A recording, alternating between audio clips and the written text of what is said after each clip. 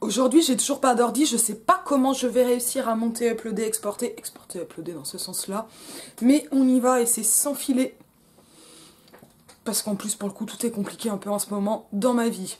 On va parler de ce que je fais en recherche.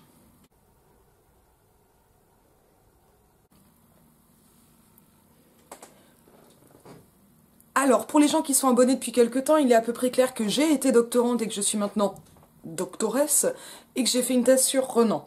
Plus précisément, et je pense que je présenterai ma thèse quand elle sera publiée, c'est dans pas si longtemps, moi, mon boulot, c'est de bosser sur les rapports entre sciences nat et littérature, ou plutôt entre sciences et littérature, mais en me spécialisant sur sciences nat et littérature. Et mon corpus, c'était les œuvres complètes d'Ernest Renan. Ce qui implique plein d'autres gens, qui... pas tellement ceux que lui a influencés, mais plutôt ceux qui ont été influencés par lui. Ça, c'est un sujet qui m'inscrit dans un champ qu'on appelle l'épistémocritique, qui a été inventé par... Inventé, c'est pas le bon terme, hein, mais élaboré, mis en place, lancé, ouvert par Michel Pearsens dans Savoir à l'œuvre. Il est quelque part par là. Il est là, on le voit pas. Et parce qu'il y en a d'autres des livres.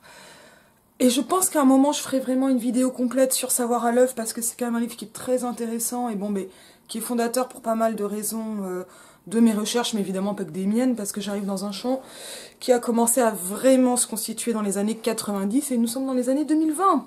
Donc ça nous rajeunit pas. J'ai soutenu en 2019 sur cette thèse. Alors, ce qui est important à savoir, c'est donc l'épistémocritique, ça va être l'étude globalement des savoirs dans les œuvres littéraires, et en fait on élargit souvent parce que c'est très compliqué de savoir où et commence la littérature, ou ce qui va être plus large, ce qu'on appelle œuvre. Pour rappel, jusqu'à peu près 1800, on va y aller à la tronçonneuse, on parle des belles lettres, mais l'idée d'autotélisme de l'art, notamment forgée par Emmanuel Kant, dans la critique de la faculté de juger, c'est-à-dire l'idée que l'œuvre d'art à sa propre va être autotélique, télos, elle est à elle-même son propre but. Et on se rappelle, en gros, la critique de la faculté de juger, c'est un gros bouquin. C'est pas le plus gros, mais ça peut être un peu aride, pour essayer de savoir pourquoi on sait qu'on n'est pas d'accord avec les autres, on aimerait qu'ils soient d'accord avec nous face à une œuvre d'art, mais dans le fond, c'est pas si grave. Alors, là, on parle pas des raisons politiques de l'œuvre d'art ou ce genre de choses, hein, quand je parle de Kant, mais c'est parce qu'on va partir de l'idée que l'art, c'est ce qui va être en soi. Alors, c'est pas que c'est une naissance, mais c'est là pour soi. La seule raison d'être de l'art, c'est d'être là.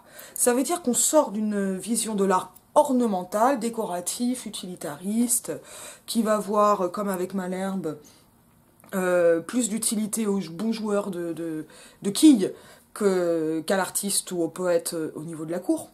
Ce qui est pas très sympa, et on rappelle que Malherbe, c'était un poète. Pour aller vers quelque chose que Bénichou va appeler, et lui il est caché là-bas, le sacre de l'auteur, qu'on appelle depuis aussi une forme de panthéonisation par rapport au Panthéon qui est à Paris, c'est-à-dire d'un moment, ce sacre de l'auteur, c'est un moment où les poètes vont revêtir des atours de prophètes, ça veut pas dire qu'ils font du cosplay, ça veut dire qu'ils vont endosser, assumer un rôle dans un monde qui est marqué par une forme de déréliction, de sécularisation, c'est-à-dire d'abandon ou de sortie de Dieu, et qui en même temps est un moment de foi. Alors tout ça c'est provoqué par donc un peu Kant, la Révolution française, les troubles politiques. En Allemagne, c'est lié au fait que l'Allemagne ça n'existe pas, on rappelle, donc il faut qu'on invente l'idée de nation, elle est à inventer avant qu'il y ait des nations. Donc là c'est Herder, c'est Fichte, c'est en fait le romantisme allemand. Et en fait ce qui va être appelé nation, c'est l'idée de peuple, et c'est quelque chose qui est très organique et organiciste, qui va répondre à des images qui correspondent à une philosophie de l'organisme. Alors c'est pas l'organisme qui philosophe, hein, c'est qu'il va devenir un modèle de pensée. Là je renvoie Judith Schlanger, les métaphores de l'organisme, et j'aime beaucoup Judith Schlanger, mais là c'est vraiment sa thèse, et ça change beaucoup de ceux qui viennent après, mais c'est quand même vachement bien, les métaphores de l'organisme. Donc là on est sur l'idée de nation, mais l'idée de nation c'est compliqué, donc l'Italie ça n'existe pas, c'est morcelé, l'Allemagne aussi, ça s'appelle là Zerstückelerei, je crois, mais les germanistes vont me corriger. Parce que là, on est un peu sur des choses lointaines pour moi. Et donc tout ça va se mettre en place et ça va permettre, les poètes vont s'en emparer, se donner des rôles un peu de prophètes, en gros. Le mythe de la tour d'ivoire de l'écrivain, il vient de là. Et cette tour d'ivoire, elle a été construite, évidemment. Et depuis, elle est détruite. Alors ça va être Chateaubriand, en France, qui va ainsi se dresser dans le paysage. Ça va aussi être Hugo, avec pas mal d'éléments un peu différents. Ce sera encore Mallarmé, avec pour le coup quand même un retrait de la vie politique dans le cas de Mallarmé. Des choses comme ça, des grands auteurs qui marquent l'histoire littéraire, mais qui vont marquer aussi l'histoire de l'auteur, c'est-à-dire de l'autorialité. Là, je mets des grands A, donc ce fameux auteur que Roland Barthes a tronçonné. En 68, je renvoie mes vidéos sur la mort de l'auteur. Et qui a une raison d'être historique à ce moment-là, qui va remplir un vide, et qui accompagne ce qu'on appelle la naissance du marché éditorial, de la multiplication des livres, des journaux, autant en tirage qu'en nombre, et donc le début aussi de ce que Sainte-Beuve, et il est caché par là, a appelé la littérature industrielle. C'est pas un compliment pour Sainte-Beuve, ça.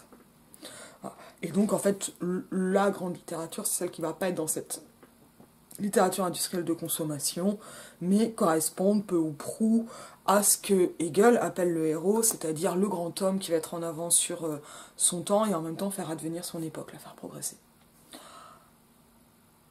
Tout ça, ça va reposer sur des visions de l'histoire assez spéciales. Moi, ce que je bosse et donc l'épistémocritique, alors là ça me fait comme une espèce de digression alors que je reviens au point de départ, ça va être l'étude des savoirs dans les œuvres. Donc on voit bien que déjà définir ce qu'est une œuvre littéraire c'est compliqué. Moi j'aime bien parler de documents, mais documents ça implique souvent de la non-fiction.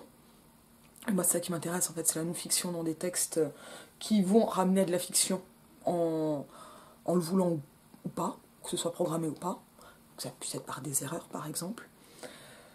Là, je m'intéresse beaucoup à la question du document en fait, hein, et de la factualité de la littérature et de ce qui peut en être fait, et de finalement plus que la littérature, ce qui m'intéresse ce sont ce qu'on a appelé de façon large pour dépasser ce précaré de la littérature, par exemple des discours.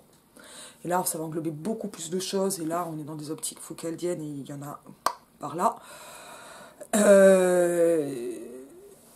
Des discours qui peuvent amener un peu le discours d'une époque, et là, ce sont des choses qui vont être souvent un peu regroupées sur des axes, selon des axes un peu thématiques, le discours de nature par exemple, mais si c'est pas vraiment des thèmes, ce sont plutôt des archithèmes qui vont entrer dans ce que Foucault appelle ensuite des épistémés, qui sont des façons de penser propres à une époque, en gros. On y est ? On s'accroche. Et là, moi, là-dedans, ce que je fais avec l'épistémocritique, et ce qu'on fait, nous, les épistémocritiques, on s'appelle pas comme ça, c'est pas vrai, mais il y a une revue, épistémocritique, qui est une très bonne revue, évidemment, c'est étudier pas seulement les sciences, mais les savoirs dans des textes, d'abord littéraires, mais pas forcément seulement littéraires. Alors, pourquoi les savoirs et pas les sciences ? Parce que déjà, même quand un texte littéraire va vouloir, par exemple, vulgariser des sciences actuelles, il va y avoir une transformation qui fait qu'on n'est pas dans un texte scientifique, mais dans un texte littéraire. Et donc, on n'est pas dans un savoir scientifique, on est dans un savoir plus large. Parce que, évidemment, ces textes-là ne sont pas des textes scientifiques. Moi, ça m'est arrivé d'étudier des textes scientifiques, et de voir, justement, de chercher la littérarité, par exemple, chez Claude Bernard. Claude Bernard, physiologiste, j'avais fait une vidéo sur l'introduction à l'étude de la médecine expérimentale. Donc ça, c'est un premier pan, ça, c'est vraiment le grand champ. Renan, c'est intéressant parce que c'est quelqu'un qui était, donc évidemment j'en parle au passé parce qu'il est mort, historien, philosophe, et qui a lui-même une vision quand même très large, et qui va reposer sur ce qui n'est pas en fait des métaphores, mais ça va apparaître dans les textes comme des métaphores, qui sont des modèles de pensée. Globalement, c'est ce qu'on appelle l'organicisme, c'est cette fameuse philosophie par l'organisme. Ça, c'est ce que j'ai fait pendant ma thèse. Et essayer de montrer comment ça marche, est-ce que c'est une métaphore, est-ce que c'est un modèle de pensée, je pourrais éventuellement en reparler de ces questions-là. La publication de ma thèse, ça sera plus marrant, quoi. On réfléchit à un format où ça serait une copine qui m'interviewerait sur ma chaîne, je trouverais ça hilarant. Mais je veux bien, en fait, je veux bien. Donc ça, c'est une première approche possible, et c'est ce que j'ai fait sur mes années de doctorat, donc qui ont couru de 2014, j'ai décroché mon contrat en 2013, j'étais inscrite fin 14, en mars 14, jusqu'à ma soutenance en novembre 2019. Et après, c'est la vraie thèse. Alors, moi, je garde ces spécialités, sciences nat, nature, sciences, littérature. Mais en fait, j'ai changé de corpus. C'est-à-dire que je continue à bosser quand même un peu sur Renan. On quitte pas comme ça le grand Nénès. Mais il y a d'autres choses qui vont se passer à ce niveau-là. Et qui ont commencé à m'intéresser déjà pendant ma thèse. J'avais déjà ma chaîne. Oui, j'avais déjà ma chaîne. Je sais plus quand est-ce que je l'ai ouverte par rapport. Je crois que c'était quand même un an avant la fin de ma thèse. Hein. Donc ça a quand même pris un peu de temps. Et des choses qui ont commencé à naître pendant ma thèse et qui étaient là de toute façon par des intérêts personnels. Ici, j'appelle le féminisme. Eh ben, en 19e, parce que non, c'est le 19e siècle, c'est ma spécialité. J'ai commencé à lire, à m'intéresser, à me dire mais qu'est-ce qu'elles ont fait les féministes au 19e, quand est-ce que ça commence le féminisme. Et là il y a plein de vidéos qui sont apparues là-dessus et qui ont accompagné ce qui était un genre de hobby à ce moment-là. Bon, un hobby de chercheuse, hein, mais c'était un petit hobby. Et sont nées des réflexions. Alors parce que j'arrivais avec ce bagage de l'épistémocritique, de l'histoire des sciences nat, de la philosophie des sciences nat, et le féminisme en même temps. Et là, ça, c'est en train de trouver, pas encore un aboutissement, mais il y a quelque chose qui est un peu en train de se mettre en place, et qui fait que je commence l'année, non pas encore, mais bientôt, parce que ça va débuter en octobre, mais bon, dans les faits, ça commence maintenant, qui est ce qu'on appelle un postdoc. Alors, concrètement, un postdoc, c'est les contrats qu'on peut avoir après la thèse de recherche, mais qui sont encore des CDD et pas des CDI, j'ai trouvé un postdoc et pas un poste. Mais c'est déjà pas mal un postdoc, je suis très contente. Et ce postdoc, et qui fait que je suis vraiment très très contente, c'est un postdoc que j'ai pu obtenir auprès de la Belgique, auprès de ce qu'on appelle le FNRS, le Fonds National de la Recherche Scientifique, qui est l'équivalent du CNRS en Belgique, et qui me finance pour les 3 prochaines années sur mon propre projet. Ce projet, je l'avais déjà élaboré pour plusieurs postdocs. Le premier, c'était à l'EHESS, j'ai raté, mais bon, voilà, je l'ai envoyé plusieurs fois. Mais ça m'a permis petit à petit de continuer à réfléchir, et je l'ai présenté 2 fois au CNRS, j'ai été auditionnée 2 fois, on continue l'année prochaine. Parce que un poste, c'est mieux qu'un postdoc. Mais un postdoc, c'est déjà cool. Donc ça, c'est pour ça que là, je vais être vraiment en 100% recherche pendant au moins 3 ans. À partir d'octobre jusqu'à octobre dans 3 ans. Donc c'est cool. Franchement, c'est cool.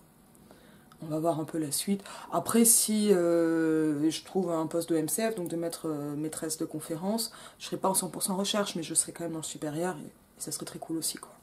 Voilà. Pour donner une idée de à quoi ça ressemble après, la thèse, donc moi j'ai oublié de le dire, mais là les abonnés le savent déjà, je suis agrégée, donc là l'année dernière j'étais au lycée, et là cette année je suis en disponibilité de l'éducation nationale française. On y est. Le projet que j'ai présenté au CNRS, je l'ai présenté dans une forme réduite, parce qu'au CNRS on présente des projets pour 10 ans. Là je l'ai présenté dans une forme réduite pour 3 ans, avec calendrier. Je me suis trompée, ils m'ont mis dans les rapports que j'avais fait ça sur 4 ans, en me trompant dans les dates. Ça c'est parce que j'ai toujours les yeux un peu plus gros que le ventre. Et donc ce projet, il s'appelle, le projet FNRS, Femme, Nature, Discours. Et je vais essayer un peu d'expliquer ce que je vais faire, quel est ce projet et ce que je vais faire cette année, si j'y arrive et si je survis à tout ça. Mais franchement, c'est plutôt cool, même si je suis super crevée là à la rentrée. Ça doit de pas être d'avoir d'ordi. En gros, ce que Femme, Nature, Discours, c'est que je m'intéresse toujours au rapport entre nature, discours, donc nature, sciences nat, littérature, mais je change de corpus, je passe de Renan, en vrai pas aux femmes, mais aux féministes. J'explique. Je me suis rendu compte, en lisant une biographie de Madeleine Pelletier, que j'avais bien aimé la biographie, là-bas. Elle a été faite par 2 syndicalistes, mais j'oublie leur nom. Que Madeleine Pelletier était présentée comme la première à avoir distingué ce qui était appelé sexe biologique et sexe psychologique. Donc, globalement, je cite, hein, et ça c'était dès 1905. Et donc, globalement, elle séparait nature et culture. Alors que moi, j'avais appris que on ne naît pas femme, on le devient, et biologie n'est pas destin, c'était Simone de Beauvoir, le deuxième sexe en 1949. Là, je me dis, oh mon Dieu, elle a des précurseuses. Et en fait, en regardant bien, il y a plein d'autres choses. Donc mon projet, au départ, il vous visait vraiment à étudier les femmes de science et le féminisme, les rapports entre les deux, ça c'est toujours là, mais ça va demander un boulot énorme et plutôt un boulot en équipe, donc je vais le repousser et toujours le présenter dans mes candidatures CNRS, pour moi travailler vraiment sur ce qui est travaillable, seul pour le moment et avec quand même des choses à fournir et qui va me fournir des méthodos. C'est-à-dire que maintenant, la question pour moi, elle est de savoir comment, dans ce siècle d'une immense misogynie, je renvoie à la vidéo que j'ai faite sur Eliane Viennot et l'âge d'or de l'ordre masculin, comment, alors que les femmes elles peuvent à peu près rien faire, elles ont réussi à se démerder en devenant féministes. Je renvoie au Saint-Simonian, plusieurs vidéos, 1032, 1034, mais ça continue. Ça, c'est la première des questions, c'est un peu fascinant. Comment qu'on fait quand on peut rien faire? Eh bien, on se démerde. Et pour se démerder, il faut avoir du style, ça tombe bien, moi je bosse sur la stylistique. Mais en fait, pourquoi c'était aussi compliqué pour les femmes, et comment ça s'est manifesté pour elles, cet âge d'or de l'ordre masculin, tel que l'énonce Viennot, par plusieurs choses. En fait, il y a ce qu'on appelle, et ça c'est un concept qui a été inventé élaboré par Colette Guillaumin, alors j'allais dire la nature à l'ordre du jour, mais non, ça c'est Colette Capitan, j'ai aussi fait une vidéo dans l'idée de nature. Donc ça c'est un recueil d'articles avec une préface, et puis les 2 premiers articles étaient dans NQF, dans Nouvelles Questions Féministes, et pour moi, pour mes travaux, ils sont absolument fondamentaux. C'est-à-dire qu'elle explique ce qu'est cette idée de nature, ça va être globalement tout ce qui fait qu'on va ramener les femmes à la nature, donc c'est l'ensemble des discours, des énoncés, qui vont pas forcément être que scientifiques, tout type, qui vont ramener les femmes à la nature, les hommes plutôt à la culture. Donc ça c'est une vision ancienne. Et avec une définition de la nature qui est déjà héritée d'au moins Aristote, c'est-à-dire que la nature, elle est en elle-même sa propre finalité. Et donc globalement, les femmes, je reprends les termes aristotéliciens repris par Guillaumin, donc dans les années 70, les femmes pouvant avoir des enfants, ont pour unique fonction de porter des enfants et de les élever. On y est. Avec cette réduction utilitariste, c'est dans la nature des femmes d'avoir des enfants. On voit. Et là, on voit comment un énoncé qui devrait être descriptif, qui pour le coup marche pas, devient prescriptif, en donnant des ordres. C'est ça que Colette Guillaumin appelle le discours de nature, et elle historicise un peu en montrant un tournant autour du 19e siècle. Colette Capitan, dont j'ai déjà parlé avec la nature à l'ordre du jour, c'est un bouquin qui a été une claque monumentale pour moi il y a 2 ans, 1 an et demi, bientôt 2, explique qu'il y a un moment où ça va vraiment se légiférer, cette nature prescriptive, c'est-à-dire que ça va se transformer en loi, et ça pour elle c'est entre 1793 et 1795 pendant la Révolution française. Donc ça c'est le background. Et moi ce qui m'intéresse, c'est qu'il y a aussi un moment où ce discours il va se scientificiser, attention c'est un néologisme même si je l'emploie tout le temps, c'est-à-dire qu'il va avoir une assise et une base scientifique, à peu près à la même époque, ou plutôt exactement suivant, donc ça va être vraiment plus consulat Premier Empire, quoi. Voilà, c'est là où ça va se mettre en place, et ça va ramener ensuite l'interdiction du divorce, etc., et des choses qui prennent encore du temps. Puis de l'avortement, mais la question de l'avortement, elle est compliquée au 19e siècle. Et puis en fait, les femmes, elles avortaient, c'était interdit, mais ça se faisait, quoi. Mais c'est au moment où il y a le néo-malthusianisme, enfin le malthusianisme, avant le néo, il faut d'abord le premier, que des choses se mettent en place, et moi je suis pas encore dans cette période. Voilà. Et donc ça, c'est ce qui va... En fait, ce discours de nature scientifique, c'est ce qui justifie scientifiquement, donc scientifiquement, c'est-à-dire les physiologistes, les traités scientifiques, qui vont montrer qu'il y a, je reprends les termes, 2 sexes, qui se correspondent en fait à 2 espèces différentes. Donc tout ça, là, pour le revoir, je renvoie moi-même à Thomas Lacker, La fabrique du sexe, qui est quelque part par là, sorti en 90 aux États-Unis, je crois que c'est Princeton ou Harvard, et qui montre en fait comment la différenciation sexuée a été pensée différemment selon les époques, soit comme un continuum, en gros, alors les femmes sont jamais meilleures, hein, faut pas rêver, je renvoie à Françoise Héritier, La valence différentielle des sexes, mais soit les femmes vont être à peu près des hommes avortés, soit en fait, donc c'est un modèle qui va montrer une continuité, sauf que juste il y en a, elles seraient juste un peu en retard, quoi. C'est un peu des hommes attardés, des garçons manqués. Parce qu'un garçon manqué, c'est une fille réussie parce qu'elle est un peu moins fille et un peu plus garçon. Ça me fait mal, hein. Soit carrément différent. Et c'est ce modèle-là qui va commencer à s'imposer au niveau de la physiologie et des sciences nat au tournant 18e, 19e siècle. Évidemment, ça prend du temps. Évidemment, on est en train de parler de façon radicale, radicalement différente de penser. Ça se fait pas comme ça. Et les implications, elles sont pas perçues d'emblée. On y est. Ah, parce que Capitan, elle montre comment ça se prépare, avec Rousseau, avec Sade, avec Locke, puis comment ça se fait ensuite pendant la Révolution, elle-même. Donc, elle va montrer comment on a un passage de la théorie à la législation. On y est. Donc tout ça, c'est ce que, voilà, on peut appeler le discours de nature. Et donc déjà, l'étudier à fond, c'est un peu compliqué, par moment. Moi, mon taf, c'est pas le discours de nature. Et pour le coup, il faut que je le connaisse bien, c'est comment. Elles n'étaient pas nombreuses, mais elles étaient courageuses. Elles ont dit non au discours de nature. C'est-à-dire comment, malgré tout ça, alors que c'était si dur, il y a des nanas qui se sont dressées, qui ont fait « ouais mais non ». Et plus précisément, moi, l'axe que j'ai défini, moi-même parce que c'est mon projet de recherche, et que je bosse en autonomie, c'est comment ces femmes ont commencé à développer ce que j'appelle des contre-discours de nature.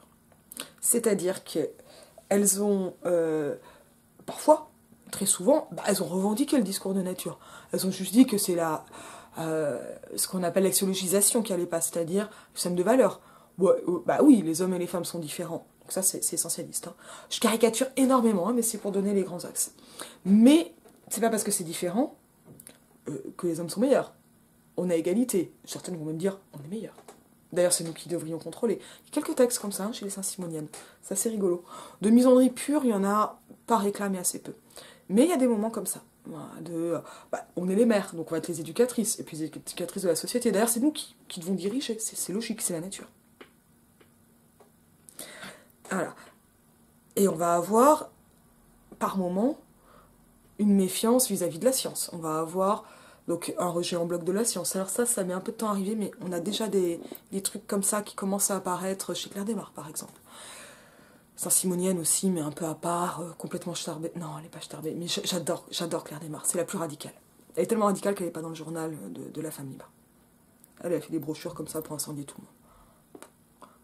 Mais elle a une plume de feu et une sensibilité. Quand je dis sensibilité, c'est émotive, parce qu'on le sent dans ses textes, et c'est dit dans les témoignages qu'on a qui parlent d'elle. Mais elle a une sensibilité intellectuelle extraordinaire. Ah. Je pense que ça fait partie des raisons qui l'ont poussée à se suicider. Faites pas ça, c'est très triste. C'est très triste d'être une Saint-Simonienne dans ces années-là. Ce sont vraiment des destins difficiles. Et tellement romantiques. Mais il faut pas faire ça. C'est bien dur, c'est bien d'être heureux. Et et d'autres vont dire « Mais non, vous nous dites que notre rôle c'est ça, mais regardez, il y a eu Marie de Médicis, il y a eu Jeanne d'Arc. » Et puis elles vont prendre comme ça des modèles historiques. Et donc en fait, elles vont mobiliser ce que j'appelle les discours d'histoire contre cette idée de nature et contre les discours de la nature. Alors, et là, on a comme ça pas mal de choses qui vont se mettre en place. Et là, moi, je commence à me dire, et c'est comme ça que je vais maintenant le présenter, parce que je vais repostuler au CNRS, et que je continue à réfléchir puisque c'est mon boulot, et que je vais bientôt être payée pour. Elle commence à se... Enfin, moi, finalement, ma question, ça va être, et ça fait de moi quelqu'un de purement littéraire, c'est finalement, mais comment pense-t-on le constructivisme? Et donc même pense-t-elle, parce que ce sont majoritairement des femmes, mais pas seulement, mais comment peuvent-elles penser le constructivisme, c'est-à-dire cette séparation assez radicale entre nature et culture, qui est plus d'actualité, hein. Là, je renvoie à Thierry Hoquet, à Donna Haraway, à Descola. Mais ce qui a été fondamental pour l'émancipation féministe de la deuxième vague, et qui est vraiment théorisé avec Simone de Beauvoir, même si ça commence avec Madeleine Pelletier, et médiatisé avec Simone de Beauvoir. Comment pense-t-on le constructivisme, et donc l'émancipation? Parce que l'émancipation, si on se dit notamment que par éducation, on va changer, c'est que la nature, elle ne prescrit plus. Donc comment pense-t-on la nature? Et donc comment pense-on tout ça avant la théorie? Donc en gros, avant que ce soit fixé, modélisé par de la philo. Voilà. Et ça, ce sont vraiment mes grands axes, donc bah moi je vais chercher ça. Parce que de toute façon, bah, je ne trouve pas de système théorique. Parce que ce que je vais trouver, c'est souvent de bric et de broc. Ça va venir du saint-simonisme en général, ça va venir de Fourier, c'est un petit morceau de Condorcet, ça va venir un peu de la naturphilosophie allemande, etc. Mais ça fait pas système. Globalement, ça marche pas trop mal. Et puis de toute façon, leur but, c'est pas de faire de la philo, c'est d'être politique. Alors, elles se disent pas, faut qu'on soit politique. Ce qu'elles se disent, c'est, encore une fois, ce ne sont pas leurs termes, hein, je caricature, c'est la vulgarisation. On en chie, faut que ça s'arrête, c'est pas juste, voilà pourquoi c'est pas juste. Et voilà ce qu'on va faire pour que ça change. J'ai pas dit qu'elles y arrivaient, hein. Ça met vachement de temps. Et donc, elles vont commencer à développer comme ça des arguments. Certains vont être retenus, certains sont des impasses. Certains sont des impasses, mais sont retenus quand même, donc tout ce qui va être essentialisme. Hein. C'est extrêmement important de se rappeler qu'il y a, évidemment, énormément de liens entre féminisme et foi. Déjà, elles sont saint-simoniennes, c'est une religion. Elles ont la foi. Mais l'essentialisme, n'a pas été une impasse pendant longtemps. Et comment on pense en essentialisme? Et pour le coup, comment à l'intérieur du concept, comme Claire Desmarres le fait, on va pouvoir essayer de se débattre pour bouger. Donc c'est un peu ça, ce que je vais faire. Et moi, je le fais sur un très long 19e siècle, qui n'est pas le 19e siècle qu'on appelle orthodoxe. Le 19e siècle orthodoxe, il va de 1789 à 1914. Donc de la Révolution française à la Première Guerre mondiale. C'est une façon de prendre un peu ses aises, et parce que ce sont en fait deux ruptures fondamentales. Mais pour les féministes, ça marche pas. Parce qu'il y a quelque chose qui monte, et il y a un féminisme, qui s'appelle pas du tout féminisme, mais il y a une pensée de la défense et de la condition féminine pendant la Révolution, avant même. Un peu hérité des Lumières. Pas mal hérité des Lumières. Condorcet, très très important, essentiel. Ça vient aussi le point de la barre. Du 17e, quelle place ça, etc. Ça c'est très compliqué. Là je renvoie à Caroline Fayolle qui bosse un peu sur ces questions-là et qui commence à remonter vers les Saint-Simoniennes, on va se retrouver. Mais moi je commence avec le début un peu officiel du féminisme en 1832 et l'apparition de la femme libre, le journal de quelques Saint-Simoniennes et pas de toutes, qui s'arrête qu'en 1934. Ça c'est très court. Et ce sont des journaux pas très longs. C'est pratique pour la recherche. Mais c'est pas la raison. Mais parce que c'est un moment où elles vont s'organiser collectivement. Et moi je définis le féminisme, c'est pas une définition pour dire qui est et qui n'est pas féministe, et surtout dans l'actualité. C'est que moi il faut que je définisse mon corpus. Hein. Là c'est des réflexions de chercheuse, pas de militante, quoi. Mais je définis le féminisme à partir d'une réflexion qui va amener une organisation collective, qu'elle soit effective, réelle ou souhaitée. Mais en gros, voilà, parce que je vais chercher ce qui va permettre de fonder une classe des femmes, ou la pensée d'une classe des femmes. Je dis pas que les femmes forment une classe, mais elles sont pensées comme formant une classe par ces militantes, qui sont plutôt à ce moment-là, des apôtres que des militantes. On y est, puisque c'est la foi, donc c'est pas la guerre. Elles se pensent parfois en croisade quand même. Et donc là, ça commence là avec ce saint-simonisme. Bon, l'homme de gauche, la déclaration des droits de la femme et de la citoyenne, hyper important. Mais bien sûr qu'elle va penser une condition féminine. Mais il n'y a pas l'étayage associatif avec. Bon, puis moi, c'est pas ma spécialité à un moment. Il y a aussi une part d'arbitraire, quoi. Qui va être, moi je suis spécialiste de ça, donc je vais commencer là. Et je choisis 32. Et je m'arrête à 39. Enfin, 39, hein. Parce qu'en fait, je m'arrête avec Vichy. Mais symboliquement, j'ai choisi la mort de Madeleine Pelletier en 1939. What? Donc, je décale. C'est pas le même, parce que finalement, la Première Guerre mondiale, ça va changer des choses, mais la première vague, elle continue à s'étendre. En revanche, Vichy, là, rupture vraiment, et puis après, on a l'ère Beauvoir qui démarre. Avec d'autres choses avant. Mais le point visible, c'est Beauvoir. Il faut avoir des repères. Et là, c'est plus ma période. Donc déjà, je vais m'étendre quand même dans un début 20e, là, assez large. Bon, moi, je peux pas embrasser une telle période historique, là, comme ça, toute seule, juste avec mes 2 mois d'été, où en plus j'avais besoin de dormir, et j'ai pas assez dormi, mais j'ai quand même dormi. Et je joue aux jeux vidéo. Et enfin des vacances. 15 ans que c'était pas arrivé. Je suis fatiguée. Qu'est-ce que je fais de ça? Ben là, cet été, il y a eu un peu le waouh, 3 ans c'est génial, en même temps 3 ans c'est pas si long. Mince, je suis toute seule, comment je vais m'organiser? Bon, il faut que j'ai une sociabilité et des choses qui permettent de pas péter un plomb. Mais comment on se trouve une boussole quand on est le seul pilote à bord? eh ben, on rend les choses faisables. En découpant les problèmes en plusieurs problèmes, c'est-à-dire là, cet immense corpus en plusieurs périodes. On va le périodiser. Et là, moi, mon objectif pour cette année, c'est de bosser la période 1832, évidemment 34. Celle-là, j'ai déjà pas mal travaillé, mais voilà, il me reste quand même pas mal de choses à voir. Il y a des textes que j'ai pas encore pu lire. Et je vais aller... Mon objectif pour le moment, c'est d'aller jusqu'en 52. Pourquoi 52? Pour inclure 48, les premiers héritages des Saint-Simoniennes, voir ce qu'on fait des Saint-Simoniennes qui ont été pas parisiennes, pas centrales, en 32-34, pas dans la femme libre, mais qui sont restées, par exemple Eugénie Boyer, et qui ont eu un rôle de premier plan en 48. Pourquoi m'arrêter en 52? Comme ça, je vais pouvoir avoir la Deuxième République, et 52, c'est le Second Empire. Et là, les lois sur la presse, le nouvel autoritarisme, ont quand même vraiment transformé le paysage politique. Et notamment amené des militants et des militantes pas mal en exil. Ça tombe bien, parce que je vais bosser en Belgique aussi. Et donc je vais dépouiller un peu également là-bas, voir ce qui s'est passé. C'est comme ça que les objectifs se mènent. Et là, avec cette période-là, mon objectif, c'est dépouillement, beaucoup de lecture évidemment, mais de toute façon la question c'est un peu plus qu'est-ce qu'on va lire que est-ce que je vais lire. Puisque je lis tant que je peux lire, autant que possible.